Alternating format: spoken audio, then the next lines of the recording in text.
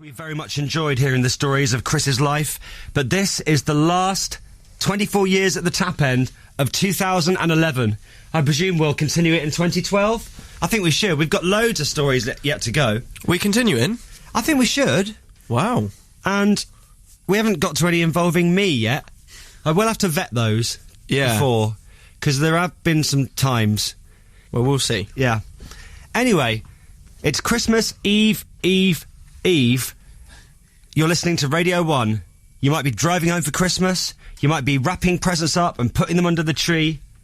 Sit back, relax, and enjoy this special festive edition of 24 Years at the Tap End from Chris's autobiography. It's the... Yeah, you're right. It's the Christmas special. Yeah, I just this said one. That. Yeah. Ready? Ready. My 20th year at the tap end. Go. It was the night before Christmas. Literally. It was Christmas Eve. Me, Ollie Butler, Chinese Dave, Webbo, Dugsy, Johan, Chazza, Chango and Jono were out to celebrate Christmas Eve in style.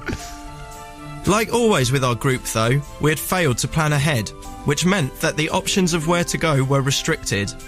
Anywhere with a decent party was ticket only, and our group generally objected to paying to get into pubs. So like most nights, the plan was to go to the Misty Moons in Northwood. It's always there. It's the same group of lads in the same pub. It's the default option, basically, on nights out. I do like it, though. It's like, because it's Christmas Eve or New Year's Eve, a pub that you go into all the rest of the year, which is absolutely fine and no one on the door, is suddenly like, £20, please. Yeah. Get lost. Rip off. All the same, I was looking forward to it. I donned a Christmas jumper and comedy antlers and made the journey to Northwood.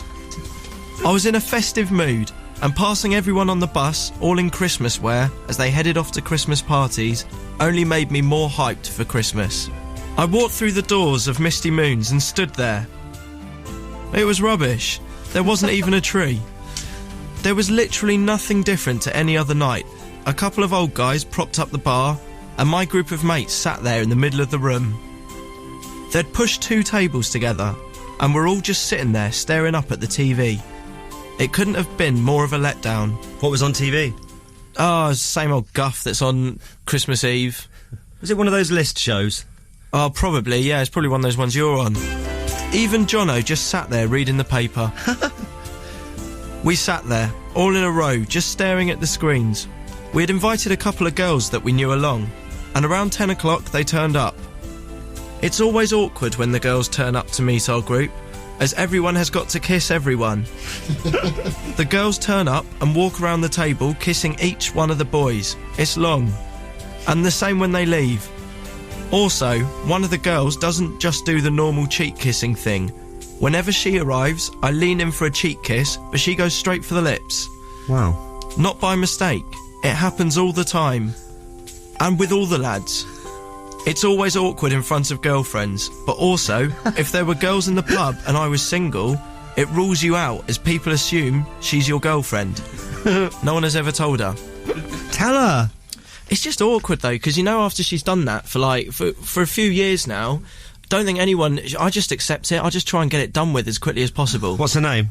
I'm not saying that. Well, I can tell her now. No. No, I think she needs to be told. No, I don't think we should do that. No, I think you're wrong. No, because she's probably listening. That's and okay. If not, someone will tell her. Well, we can't do that. Oh. I'm not being funny, Chris. It probably isn't that hard to work out if she's listening.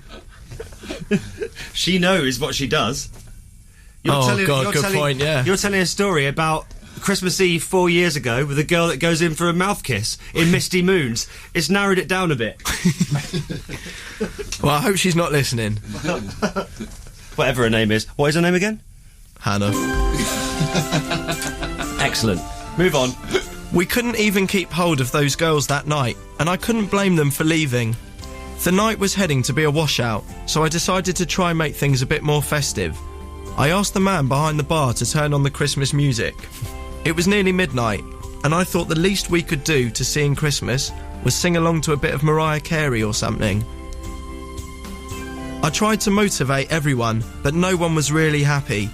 I even did the countdown. 5, 4, 3, 2, 1. No one else was really bothered.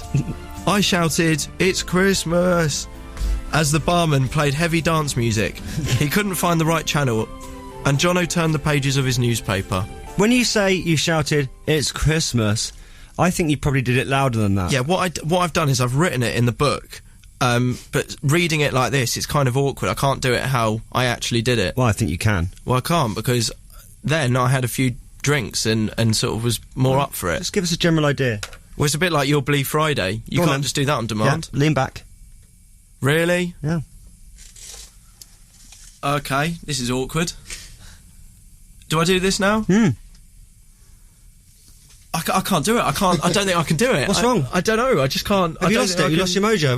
What's it? What is it? It's weird. I've lost my bark. It's like I can't do this. Like, why? I don't know if I've got the confidence to just sort of lean back fine. in. We're friends. Come on. All right. Go. It's Christmas! See, this is awkward now. That wasn't so hard, was it? It came to kicking out time, so we decided to head back to Butler's garage for a few drinks. Although he calls himself Sir Dosser, he lives with his parents in quite a nice house, which is actually called Bel-Air. Are you serious? This is true. The garage was basically his, with a dartboard and snooker table. Most of our nights we would walk home from Watford and chill in his garage. We were on our way to do this when we passed a construction site, and someone thought it'd be funny to steal Butler's hat and throw it up over the wall of the half-built house. He obviously wasn't happy about this, but climbed over the wall to get it. By horrible coincidence, a police car went past at the same time, and they shouted at Butler to climb down from the wall. They didn't have much sympathy for Butler, who was shouting about getting his hat back. He was a bit worse for wear and clumsy at the best of times, and he took a tumble in front of one of the officers. They threatened to arrest him for drunk and disorderly, but we managed to talk them out of it. It was Christmas, so it would have been harsh. But as they took his address down and he told them he lived in Bel-Air, they thought he was being cheeky, didn't believe him, and took him off to the police station. Oh, no. It was a disaster. We were man down. This is awful. But he genuinely does live in Bel-Air. They just thought... Bel-Air is it, son? He didn't do any jokes about being the Fresh Prince of Bel-Air. No, but... Right, because that would have sent me off if I was a copper. I went through a phase of calling myself the Fresh Prince of Pin-Air. Oh, yeah, that doesn't surprise me. Which I used to think was hilarious. Yeah. And I'd do the whole rhyme to, you know... Oh, yeah, let's hear that. I'd do it. Up to the house about 7 or 8, and I yelled to the cabbie, "You're home, know you later. Look to my kingdom, I was finally there.